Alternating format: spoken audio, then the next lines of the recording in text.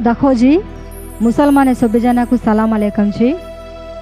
मैं 4 बात करती हूँ, सभी जनों जातन सुनो, सुने तो हमें जीना अच्छा देख लेता इंशाल्लाह।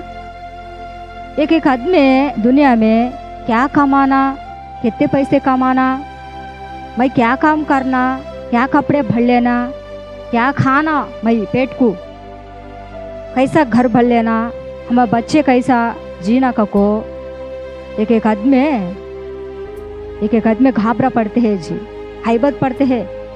कई तो कितने पैसे कमाए तो भी हमें क्या भी हाथ में पकड़ ले को जाते नहीं जी।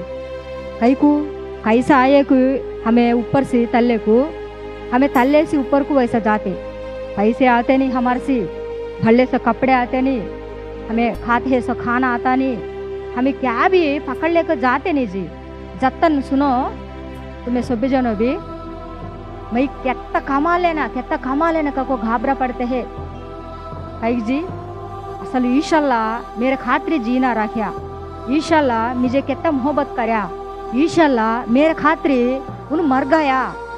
कई की ईशाल्लाह खाने को मैं आना, कई को मैं कबूल लेना को आदमी ये बात मानी असल याद रख लेते नहीं। ईशाल्लाह कहीं तो कौन भी माला होता नहीं, असल छोड़ डाले जी, असल आदमी का डर नहीं छोड़ डाले।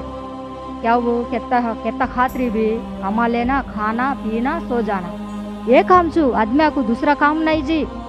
चोर काम करना, झूठे बातें बोलना, सब भी ऐसा करते हैं जी, ऐसा जीते हैं। उसका को इंशाल्लाह को हम ऊपर गुस्सा आता है, गुस्सा को छोड़ डालते हैं, हम प्यार कर ले नहीं, हम अच्छा देख ले नहीं, उसका कुछ हम घर में कौन भी हमको अच्छा देख लेना नहीं, इधर वाले उधर जाते हैं।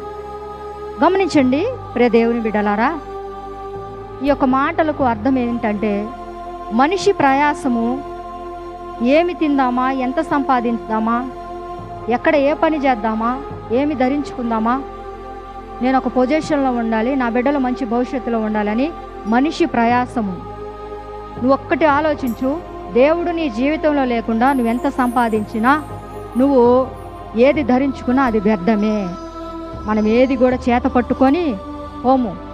ఎలా అయితే వచ్చామో మనం దిగంబరిగానే ప్రభు యొద్దకు వెళ్తాం. కాబట్టి మనమందరం కూడా ముందు దేవుణ్ణి విశ్వసించాలి. దేవుడు లేకుండా నువ్వెంత సంపాదించినది, ఎంత ధనం ఉన్నా కానీ, నీకెంత ఆస్తి ఉన్నా కానీ, అంద చందాలు ఉన్నా కానీ, నీకెంత ఉద్యోగం ఉన్నా కానీ, దేవుడు లేకుండా నీ జీవితంలో ఏ కార్యము జరగదు. హల్లెలూయా. ఏ కార్యం కూడా జరగదండి. ప్రభువే స్పష్టంగా మాట్లాడుతున్నాడు. కొంతమందికి దేవుడన్న భయం ఉండదు, దేవుని సేవకులన్న భయం ఉండదు. సేవకుల మీద తిరుగుబాటు చేసే వ్యక్తులు కూడా ఉన్నారండి, దూషించే వ్యక్తులు కూడా ఉన్నారు. ఎందుకు? వాళ్ళకి అసలు దేవుని విలువ తెలియదు కాబట్టి, ప్రార్థనా జీవితం లేదు కాబట్టి, ఇష్టాసారంగా లోకంలో బ్రతుకుతున్నారు కాబట్టి, వాళ్ళకి ఏందంట, వాళ్ళు అపవాది సంబంధులుగా ఉండి నోటికి ఏది వస్తే అది మాట్లాడతారు. అలాంటి భయం లేని వాళ్ళని, భక్తి లేని వాళ్ళని దేవుడు ఆశీర్వదిస్తాడా? దేవుడు కాపాడతాడా? ఎంత సంపాదించినా వాళ్ళు ఏంటి, తినటానికి తిండి ఉండదు, కట్టుకోవడానికి బట్టలు ఉండవు. వీళ్ళు ఎవరంటే సాతానికి సంబంధమైన ప్రజలు. దేవుని ప్రజలు ఎలా ఉంటారంటే, నాకు ఈ లోకంలో ఎవరు వద్దు, కానీ నేను దేవుణ్ణి ఆరాధించాలి, దేవుణ్ణి నమ్ముకోవాలి, దేవుని సన్నిధికి వెళ్ళాలి, దేవుని సేవకుల్ని కానీ దేవుణ్ణి కానీ నేను గణపరచాలి అన్న ఆలోచన చేసే వాళ్ళు నిజమైన క్రైస్తవులు. హల్లెలూయా.